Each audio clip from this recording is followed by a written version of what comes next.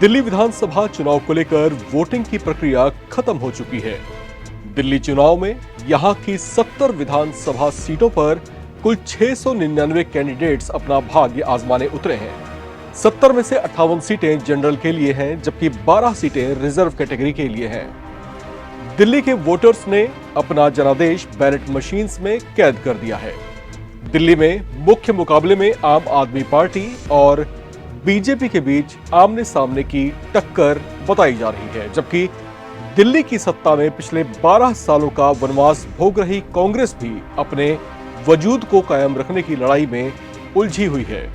ऐसा इसलिए क्योंकि पिछले चुनाव में कांग्रेस का सुपड़ा पूरी तरह से करीब करीब साफ ही हो गया था, जबकि एक तरफा अरविंद केजरीवाल की आम आदमी पार्टी ने 70 में से 67 सीटें जीतकर मुकाबले को लगभग क्लीन स्वीप सा कर दिया था।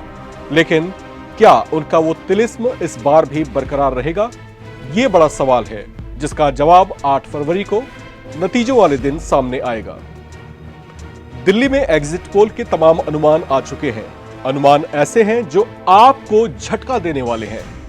एग्जिट पोल सर्वे एजेंसी मैट्रिक्स की बात करें तो इसने आम आदमी पार्टी को 32 से 37 सीटें जाते हुए दिखाया है। बीजेपी के खाते में इसने 35 से 40 सीटें, जबकि कांग्रेस को महज 1 सीट मिलते हुए दिखा रहा है।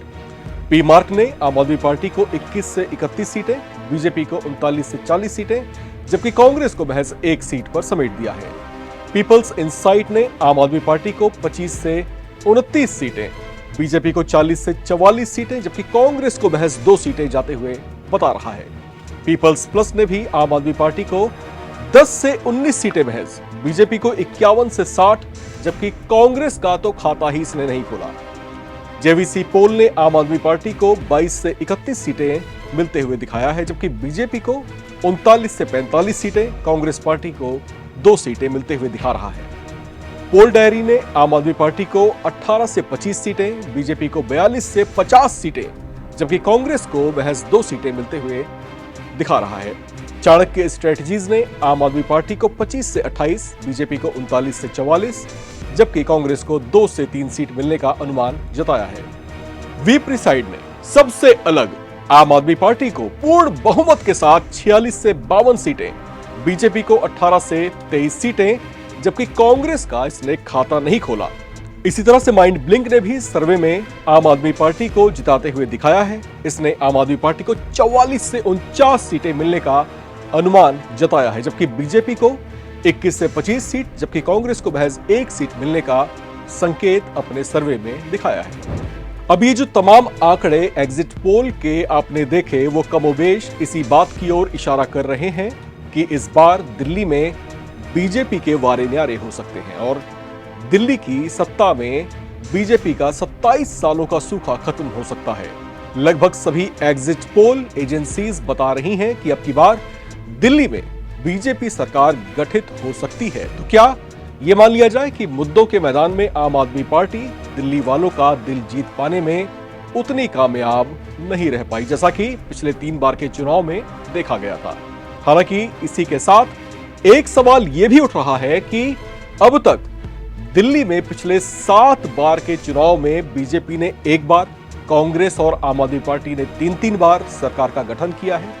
ऐसे में अगर दिल्ली के सत्तारूढ़ दल आम आदमी पार्टी को अगर एंटी इनकम्बेंसी फैक्टर का सामना करना पड़ रहा है, तो ऐसे में इसका फायदा उस कांग्रेस को क्यों नहीं होता दिख रहा, जो दिल्ली के चुनाव में 1998, 2003 और 2008 में लगातार 3 बार जीतकर हैट्रिक लगा चुकी है।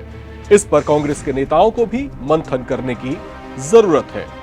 वैसे इसमें वोटर्स टर्नआउट का भी बड़ा खेल है।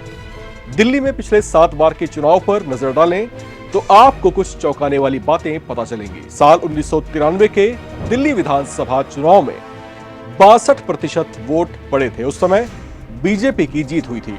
1998 में 49% वोट पड़े थे, कांग्रेस की जीत हुई थी। 2003 में 53% वोट हुए थे और कांग्रेस की जीत हुई थी, और 2008 में भी 57% वोट पड़े थे और कांग्रेस पार्टी ने ही जीत दर्ज की थी। हालांकि 2013 में 66% वोट कास्ट हुए, आम आदमी पार्टी सत्ता में आई। 2015 में 68% वोट पड़े, तो भी आम आदमी पार्टी सत्ता में है। और 2020 में हालांकि वोटिंग परसेंटेज थोड़ा सा डाउन रहा, 63% वोट पड़े और आम आदमी पार्टी ने तीसरी बार सरकार का गठन किया। अब ये आंकड़े देखकर आप समझ सकते हैं कि दिल्ली में जब जब वोटिंग परसेंटेज बढ़ा है तब तब सत्तारूढ़ दल की ही जीत होती रही है, और जब जब वोटिंग परसेंटेज डिप हुआ सत्तारूढ़ दल को नुकसान झेलना पड़ा है। कांग्रेस पार्टी ने जब जीत दर्ज की और जब हैट्रिक लगाई थी उस समय 1998 में 49% वोट पड़े थे, 2003 में जो है 53% वोट पड़े थे और 2008 में 57% वोट पड़े थे। यानी वोटिंग परसेंटेज तीनों में ही बढ़ते गए और कांग्रेस को जिताते गए। इसी तरह से 2013 में 66% वोट पड़े, 2015 में 68% वोट पड़े, जबकि 2020 में 63% वोट पड़े। हालांकि 2020 में मत प्रतिशत कुछ कम रहा, लेकिन इसने आम आदमी पार्टी को जितवाया। अब इस बार क्या होने वाला है, ये आम आदमी पार्टी के राजनीतिक कौशल और उसकी चुनावी रणनीति के माइक्रो मैनेजमेंट पर काफी हद तक तय करेगा। हमने आपको जो 9 एग्जिट पोल्स के अनुमान दिखाए हैं उसमें से 7 को छोड़कर सिर्फ वीप्रीसाइड और माइंड ब्रिंक ने ही दिल्ली में आम आदमी पार्टी को पूर्ण बहुमत के साथ लौटते हुए दिखाया है। बाकी सभी दिल्ली में बीजेपी की जीत की ओर इशारा कर रहे हैं। अब इस बात से भी इनकार नहीं किया जा सकता कि पिछले कुछ राज्यों के चुनाव में एग्जिट पोल के अनुमान किस तरीके से फेल साबित हो रहे हैं। ऐसे में क्या इस बार दिल्ली में भी कुछ वैसा ही होगा, और क्या आम आदमी पार्टी सत्ता में वापसी करेगी, या फिर दिल्ली में 27 साल लंबे अंतराल के बाद भारतीय जनता पार्टी कमल खिला पाने में कामयाब रहेगी। इस चुनाव का रोमांच पूरे उफान पर है। इंतजार है अब 8 फरवरी का नतीजों वाले दिन का, जिस दिन नतीजे सबके सामने होंगे और यह भी पता चल जाएगा कि तमाम एग्जिट पोल्स के जो अनुमान हैं वो फाइनल नतीजों के कितने आसपास रहे। फिलहाल दिल्ली चुनाव का रोमांच अपने पूरे शबाब पर, पूरे रोमांच पर। पल पल की जानकारी के साथ मैं यानी राम विश्वकर्मा आपके बीच फिर से हाजिर होऊंगा।